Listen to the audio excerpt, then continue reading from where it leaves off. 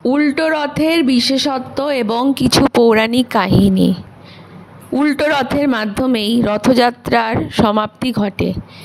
এই অনুষ্ঠানটিকে ঘিরেও রয়েছে নানা উপচার এবং কিছু পৌরাণিক কাহিনী।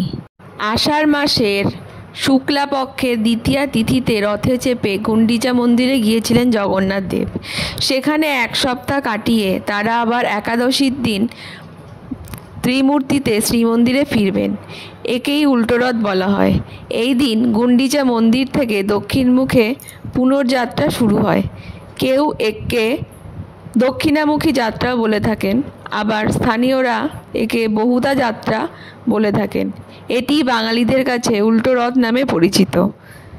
উল্টো রথ বলে এই দিন রথকে উল্টো দিকে টানা হবে তা নয়। যে পথে জগন্নাথ মাসিবাড়ি গিয়েছিলেন সেই পথ ধরেই আবার ফিরে আসবেন। রথের মুখও সেই মতো ঘোরানো হবে। উল্টো রথেও প্রচুর ভক্ত সমাগম উপচে পড়ে। লাখো ভক্তের মাঝে মন্দিরের উদ্দেশ্যে রওনা হন প্রভু। কিন্তু মন্দিরে পৌঁছেই যে রত্নবেদিতে ঠাঁই পাবেন তা নয়। তার জন্য তাদের 3 দিন অপেক্ষা করতে হয়। তারা রথেই থাকেন 3 দিন। এই 3 দিন জগন্নাথ, বলরাম এবং সুভদ্রাকে ঘিরে নানা আচার অনুষ্ঠান অনুষ্ঠিত হয়। এই 3 দিন কেন তাদেরকে মন্দিরের বাইরে অপেক্ষা করতে হয় তার পিছনেও একটি পৌরাণিক কাহিনী আছে। পুরাণ মতে প্রভু গুন্ডিচায় গেলে শ্রীমন্দিরের গর্ভগৃহ শূন্য হয়ে যায়। একই সঙ্গে লক্ষ্মী দেবীও একা হয়ে পড়েন। তাই এই কদিন তার প্রভুর সঙ্গে কোনো সাক্ষাৎ হয় না। তাই জগন্নাথ দেবের উপর মহালক্ষ্মী দেবী অভিমানী হয়ে পড়েন। যদিও প্রচলিত কাহিনী অনুসারে লক্ষ্মী দেবী এরই মধ্যে এক ফাঁকে গুন্ডিচায় গিয়ে দেখে আসেন জগন্নাথ দেবকে, সেসব অবশ্য লুকিয়ে। দেবীর সঙ্গে প্রভুর জগন্নাথের সাক্ষাৎ হওয়ার কথা উল্টো রথের দিনে, কিন্তু দেবী তো তখন রীতিমতো গোসা করে বসে থাকেন। তাই ফিরে এসে মূল মন্দিরে সরাসরি প্রবেশ করতে পারেন না জগন্নাথ দেব। 3 দিন থাকেন মন্দিরের বাইরে। ফেরার দিন অর্থাৎ একাদশীতে হয় জগন্নাথের সোনাবেশ। সারা শরীর সোনার আভরণে ভূষিত করা হয়। 1 কুইন্টালের বেশি সোনার গহনা এই সময় জগন্নাথ দেবকে পরানো হয়।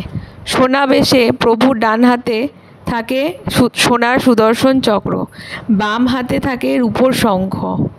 বলভদ্রের 2 হাতে থাকে সোনার লাঙল এবং সোনার গদা। প্রভুর সোনাবেশ দেখে কাতারে কাতারে ভক্তের সমাগম উপচে পড়ে পুরীর জগন্নাথ ধামে। পরের দিন দ্বাদশীতে হয় অধরপনা।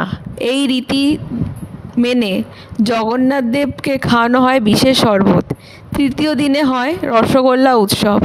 এই দিন রসগোল্লা খাইয়ে জগন্নাথ দেব লক্ষ্মী দেবীর মান ভঞ্জন করেন বলে মনে করা হয়। তারপর প্রবেশ করেন শ্রীমন্দিরে। ভক্তরা এই আনন্দে একে অপরকে মিষ্টিমুখ করান। সব মিলিয়ে উল্টো রথের পরের 3 দিনও বেশ উৎসবের আমেজে কাটে পুরীতে। উল্টো রথের দিনও সকাল সকাল স্নান সেরে ভক্তি ভরে তুলসী পুজো করার পর নারায়ণের পুজো করতে হয়। এই দিনটিও রথের রশি ছোঁয়া খুবই পুণ্য লাভের সমান বলে মনে করা হয়। এই দিনটিতে পুরী যাওয়ার সুযোগ থাকলে তা তো সোনায় সোহাগা। কথিত আছে শ্রীক্ষেত্রে যারা সম্পূর্ণ রথযাত্রার সময় কাটাতে পারেন তারা পুনর্জন্মের হাত থেকে রেহাই পান এবং তাদের জীবন সুখ সমৃদ্ধিতে ভরে ওঠে। এই দিনটিতে নিরামিষ খাওয়ার পরামর্শ দেন অনেকেই। এই দিন ভক্তি ভরে জগন্নাথ দেবের মন্দিরে গিয়ে তার নামে কিছু ফল উৎসর্গ করতে পারেন, যাতে আপনার জীবন সমৃদ্ধিতে ভরে উঠবে।